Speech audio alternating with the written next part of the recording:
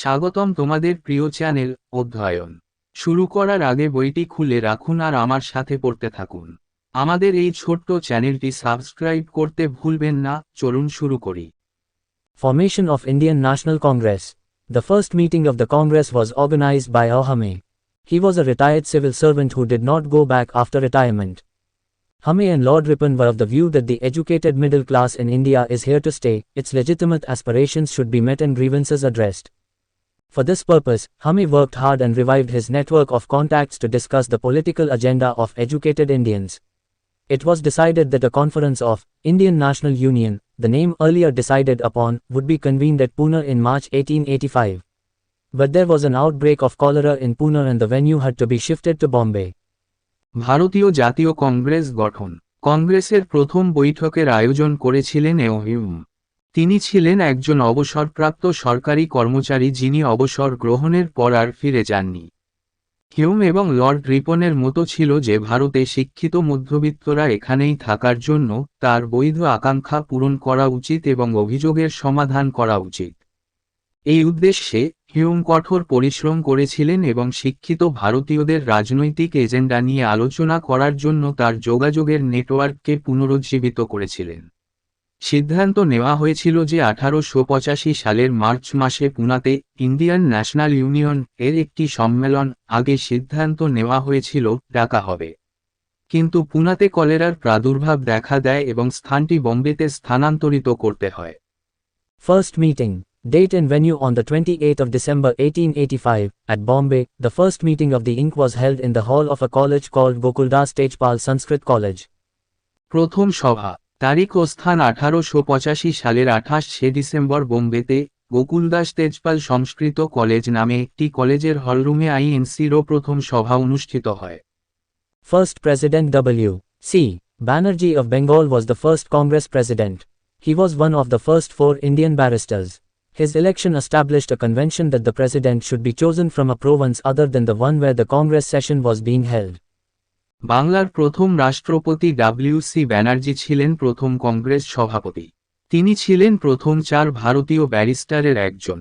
তার নির্বাচন একটি কনভেনশন প্রতিষ্ঠা করেছিল যে কংগ্রেসের অধিবেশন যে প্রদেশে অনুষ্ঠিত হয়েছিল তা ছাড়া অন্য প্রদেশ থেকে রাষ্ট্রপতি নির্বাচন করা উচিত। W.C. Banerjee, 1844 to 1906. Vomesh Chandra Banerjee was a lawyer and the first president of the Inc. He was also the first Indian to contest the election for the British House of Commons, although he lost the election. W.C. Banerjee 1844 থেকে 1906। উমেশচন্দ্র ব্যানার্জি ছিলেন একজন আইনজীবী এবং INC এর প্রথম সভাপতি। তিনি British house of কমন্সের জন্য নির্বাচনে প্রতিদ্বন্দ্বিতাকারী প্রথম ভারতীয় ছিলেন, যদিও তিনি নির্বাচনে হেরেছিলেন। Speech of W.C. Banerjee. In his speech, W.C. Banerjee clarified the aims, objectives and intentions of the Congress. The aims and objectives of the Congress as put forth were as follows. W.C. ব্যানার্জির বক্তৃতা। তার বক্তৃতায় W.C. Banerjee কংগ্রেসের লক্ষ্য, উদ্দেশ্য এবং অভিপ্রায় ব্যাখ্যা করেছিলেন। কংগ্রেসের লক্ষ্য ও উদ্দেশ্যগুলি নিম্নরূপ ছিল: Promotion of friendship among the countrymen. Eradication of all possible prejudices relating to race, creed or province. Consolidation of sentiments of national unity. Recording of the opinions of educated classes on pressing problems of the day. Representation of popular demands before the government. Laying down lines for future course of action in public interest. দেশবাসীর মধ্যে বন্ধুত্বের প্রচার। জাতি, ধর্ম বা প্রদেশ সম্পর্কিত সমস্ত সম্ভাব্য কুসংস্কার নির্মূল। জাতীয় ঐক্যের আবেগকে সুসংহত করা। দিনের গুরুত্বপূর্ণ সমস্যাগুলির উপর শিক্ষিত শ্রেণীর মতামত রেকর্ড করা। সরকারের কাছে জনগণের দাবি উপস্থাপন। জনস্বার্থে ভবিষ্যৎ পদক্ষেপের জন্য লাইন স্থাপন করা। In his speech, the president further clarified that the Congress members had immense faith in the British sense of justice. They were loyal well-wishers of the government. Banerjee enumerated the numerous blessings bestowed upon Indians by the British, and that the Congress should not be mistaken as a nest of conspirators. রাষ্ট্রপতি তার বক্তৃতায় আরও স্পষ্ট করেন যে কংগ্রেস সদস্যদের ব্রিটিশদের ন্যায়বিচারের প্রতি অগাধ বিশ্বাস রয়েছে। তারা ছিলেন সরকারের অনুগত শুভাকাঙ্ক্ষী। ব্যানার্জি ব্রিটিশদের দ্বারা ভারতীয়দের দেওয়া অসংখ্য আশীর্বাদের কথা উল্লেখ করেছেন এবং কংগ্রেসকে ষড়যন্ত্রকারীদের বলে ভুল করা উচিত নয়। The president reassured that the purpose of the formation of the Congress was simply to represent the views of the educated Indians to the ruling authorities. All they wanted was that the government should run for the welfare of the Indians. This was possible only when Indians themselves got representation in the government. In this way, the basis of government should be widened. For this, they demanded greater representation of Indians in government and higher posts. রাষ্ট্রপতি আশ্বস্ত করেছিলেন যে কংগ্রেস গঠনের উদ্দেশ্য ছিল শিক্ষিত ভারতীয়দের মতামতকে ক্ষমতাসীন কর্তৃপক্ষের কাছে উপস্থাপন করা। তারা শুধু চেয়েছিল যে সরকার ভারতীয়দের কল্যাণে পরিচালিত হোক। এটা তখনই সম্ভব হয়েছিল যখন ভারতীয়রা নিজেরাই সরকারে প্রতিনিধিত্ব পেত। এভাবে সরকারের ভিত্তি প্রশস্ত করতে হবে। এজন্য তারা সরকারি ও উচ্চ পদে ভারতীয়দের অধিকতর প্রতিনিধিত্বের দাবি জানান। Participation. The first meeting was attended by 72 delegates, of whom 39 were lawyers. This trend continued, and in every session of the Congress, more than one-third of the delegates came from legal profession. The old aristocratic class like Rajas, Maharajas and big zamindars did not participate. At this stage, the Congress relied on petitions and discussions and made no attempt to associate with the masses. অংশগ্রহণ। প্রথম বৈঠকে ৭২ জন প্রতিনিধি উপস্থিত ছিলেন, যাদের মধ্যে ৩৯ জন আইনজীবী ছিলেন। এই ধারা অব্যাহত থাকে এবং কংগ্রেসের প্রতিটি অধিবেশনে ১/৩ বেশি প্রতিনিধি আইন পেশা থেকে আসেন। রাজা, মহারাজা ও বড় জমিদারের মতো পুরানো সম্ভ্রান্ত শ্রেণী এতে অংশ নেয়নি। এই পর্যায়ে কংগ্রেস পিটিশন এবং আলোচনার উপর নির্ভর করে এবং জনগণের সাথে যুক্ত হওয়ার কোন চেষ্টা করেনি। Resolutions passed. The proceedings were conducted in strict parliamentary fashion. In their speeches, the members expressed moderation and loyalty to the crown. In all, 9 resolutions were adopted, for instance. Resolution pass হয়েছে। কঠোর সংসদীয় পদ্ধতিতে কার্যক্রম পরিচালিত হয়। তাদের বক্তৃতায় সদস্যরা ক্রাউনের প্রতি সংযম ও আনুগত্য প্রকাশ করেন। সব মিলিয়ে 9টি প্রস্তাব গৃহীত হয়েছিল।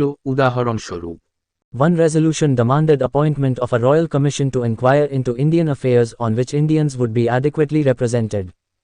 Another resolution demanded abolition of the Indian Council of the Secretary of State for India. Yet another resolution condemned annexation of Upper Burma. একটি প্রস্তাবে ভারতীয় বিষয়গুলির তদন্তের জন্য একটি রয়্যাল কমিশন নিয়োগের দাবি করা হয়েছিল যেখানে ভারতীয়দের পর্যাপ্ত প্রতিনিধিত্ব করা হবে।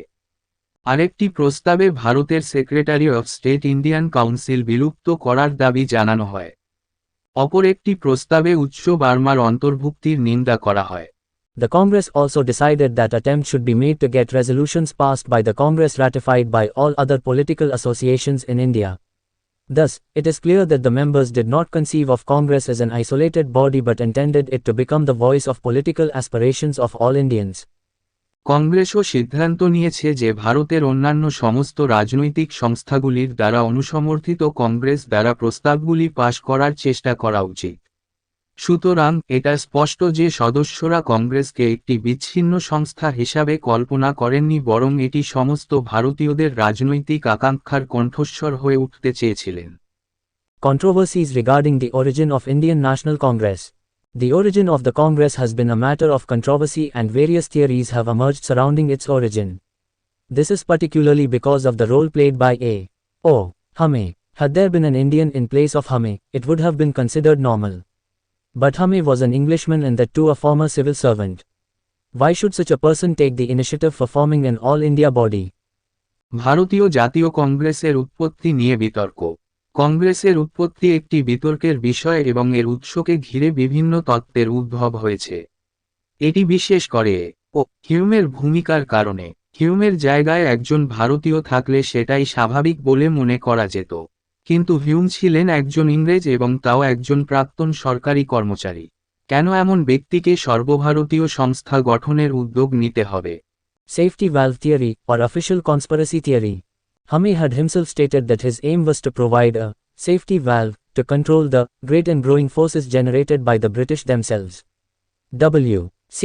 Banerjee had also stated that the idea of ink was first suggested to Hame by Governor General Lord Dufferin. These two facts together gave rise to the argument that the Congress was an official conspiracy, idea being to provide a peace and constitutional outlet to the growing discontent among educated Indians, thus securing the British Raj. নিরাপত্তা valve তত্ত্ব বা official ষড়যন্ত্র তত্ত্ব। Hume নিজেই বলেছিলেন যে তার লক্ষ্য ছিল ব্রিটিশদের দ্বারা সৃষ্ট মহান এবং ক্রমবর্ধমান শক্তি নিয়ন্ত্রণের জন্য একটি সেফটি ভালভ প্রদান করা। ডব্লিউ.সি. ব্যানার্জি আরও বলেছিলেন যে আইএনসির ধারণাটি গভর্নর জেনারেল লর্ড ডাফরিন হিউমকে প্রথম প্রস্তাব করেছিলেন। এই দুটি ঘটনা একসাথে এই যুক্তির জন্ম দেয় যে কংগ্রেস একটি সরকারি ষড়যন্ত্র ছিল। ধারণাটি শিক্ষিত ভারতীয়দের মধ্যে ক্রমবর্ধমান অসন্তোষের জন্য একটি শান্তি এবং সাংবিধানিক আউটলেট প্রদান করার জন্য এইভাবে ব্রিটিশ রাজকে সুরক্ষিত করা। Criticism. The critics have given several arguments against this theory. They point out that the aim of Hume was nobler than mere creation of a safety valve. He was an enlightened imperialist and aimed at the genuine regeneration of the Indian people. He had genuine sympathy for Indians and served the Congress tirelessly for many years. 1885 to 1906, Hume was the General Secretary of the Congress.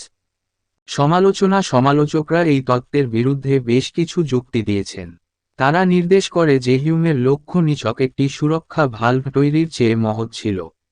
তিনি একজন আলোকিত সাম্রাজ্যবাদী ছিলেন এবং ভারতীয় জনগণের প্রকৃত পুনর্জন্মের লক্ষ্যে ছিলেন। ভারতীয়দের প্রতি তার অকৃত্রিম সহানুভূতি ছিল এবং বহু বছর ধরে অক্লান্তভাবে কংগ্রেসের সেবা করেছিলেন। 1885 থেকে 1906 হিউম কংগ্রেসের সাধারণ সম্পাদক ছিলেন। The historians further point out that the credit for survival of a national body cannot be given to one person alone. The early nationalists accepted Hume as their leader because first, he was an Englishman, and thus capable of providing unbiased leadership, free from regional bias. Second, his leadership was less likely to arouse state suspicion. Finally, historian Bipin Chandra writes that, if Hume wanted to use the Congress as a safety valve, the early Congress leaders hoped to use him as a lightning conductor. ইতিহাসবিদরা আরও উল্লেখ করেছেন যে একটি জাতীয় সংস্থার টিকে থাকার কৃতিত্ব একক ব্যক্তিকে দেওয়া যায় না।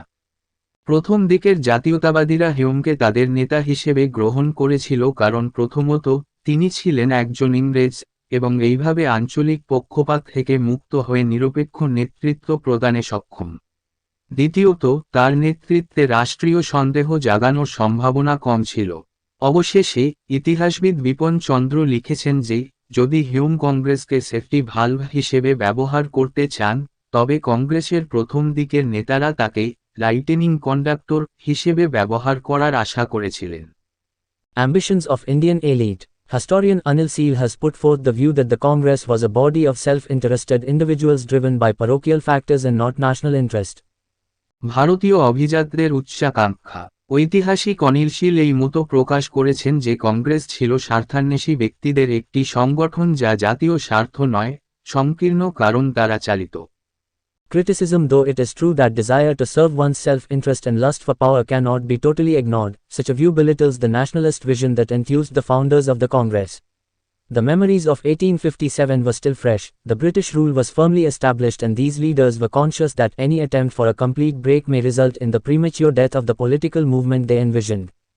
সমালোচনা যদিও এটা সত্য যে নিজের স্বার্থ পূরণের আকাঙ্ক্ষা এবং ক্ষমতার লোভকে সম্পূর্ণরূপে উপেক্ষা করা যায় না, এই জাতীয় দৃষ্টিভঙ্গি কংগ্রেসের প্রতিষ্ঠাতাদের উৎসাহিতকারী জাতীয়তাবাদী দৃষ্টিভঙ্গিকে ক্ষুণ্ণ করে। 1857 সালের স্মৃতি এখনও তাজা ছিল, ব্রিটিশ শাসন দৃঢ়ভাবে প্রতিষ্ঠিত হয়েছিল এবং এই নেতারা সচেতন ছিলেন যে সম্পূর্ণ বিরতির যে কোনো প্রচেষ্টা তাদের কল্পনা করা রাজনৈতিক আন্দোলনের অকাল মৃত্যু হতে পারে।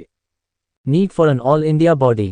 Most historians feel that the need for an all-India body was very much in the air, and the formation of the Congress was nothing but the culmination of a process which had started way back in the 1838 Landholders Society. একটি সর্বভারতীয় সংস্থার প্রয়োজন। বেশিরভাগ ইতিহাসবিদ মনে করেন যে একটি সর্বভারতীয় সংস্থার প্রয়োজনীয়তা অনেক বেশি বাতাসে ছিল এবং কংগ্রেসের গঠন একটি প্রক্রিয়ার চূড়ান্ত পরিণতি ছাড়া আর কিছুই ছিল না যা 1838 সালে ভূমিধারীদের সোসাইটি শুরু হয়েছিল। Most noteworthy fact about the formation of the Inc. was that both the participants and the observers were conscious of two things: that they were making history and that the Congress was a symbol of feeling of nationhood. And this has been confirmed by the verdict of history. एनसी गठानेरा बिसाये सबाकाय उल्लेखयोग्य घटनाटी चिलाये and संग्रहणकारी एवं पर्यवेक्षका उभयाय duty बिसाये से केटाना चिलेना तारा इतिहास टैरी करचे एवं कंग्रेस चिला जटिसिटारा अनुभूतिर प्रतीक आरा एत इतिहासेरा रे प्रमाणिता हायचे। এখানেই এই চ্যাপ্টারটি শেষ করলাম। পরবর্তী ভিডিওতে আমরা পরের চ্যাপ্টারটা পড়ব।